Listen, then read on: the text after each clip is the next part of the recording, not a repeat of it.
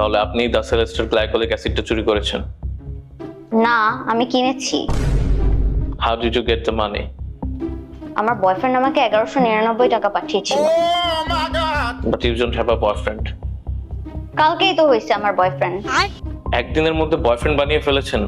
পরশুদিন তো Facebook status দিয়েছিলেন কেউ যদি আমাকে ভালোবাসতো। মেয়েরা এগুলো করে অ্যাটেনশন সিক করার জন্য, আর এগুলো তো একটা মানে ধাপে ধাপে হয় না। So you are telling me you are an attention seeker. সব মেয়েরাই পছন্দ করে অ্যাটেনশন, আপনি বুঝবেন না সব।